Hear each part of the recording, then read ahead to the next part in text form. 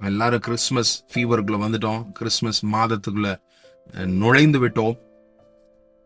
இந்த கிறிஸ்துமஸ் நாளிலும் அல்லது கிறிஸ்துமஸ் மாதத்திலும் உங்களுக்கு ஒரு இருதயத்தை உங்களுக்கு காண்பிக்க விரும்புகிறேன்.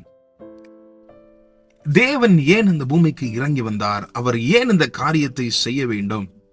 ஏனென்றால் என்னாகமம் 11:12 நாம் வாசிக்கிறோம். மோசேயை குறித்து மோசே சொல்லுகிறான், இவருடைய பிதாக்களுக்கு நான் ஆயிட்டு நீ இவர்களை முளையுண்கிற பாலகனை தகப்பன் சுமந்து கொண்டு கொள்வது போல மார்போடு அணைத்துக் கொண்டு போ என்று என்னுடைய சொல்லும்படி மோசேக்கு அப்படிப்பட்ட கட்டளை தான் கொடுத்தார் ஆண்டவர். நீ இஸ்ரவேல் ஜனங்களை கானான் தேசத்துக்கு அழைத்து செல்வதற்கு ஒரு தகப்பன் எப்படி பால் குடித்து கொண்டிருக்கிற ஒரு பிள்ளையை தன்னுடைய மார்போடு கூட அணைத்துக் கொண்டு பக்குவமாய் கொண்டு செல்வாரோ, அதே போல நீ கொண்டு செல்ல வேண்டுமப்பா என்கிற ஒரு தகப்பன் இருதயத்தை மோசேக்கு கொடுத்தார்.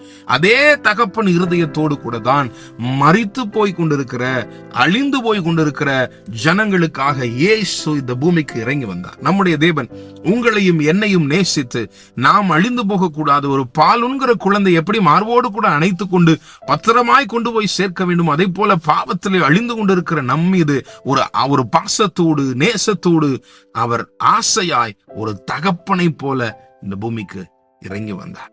அவர் தகப்பன் இருதயத்தை உடையவர்.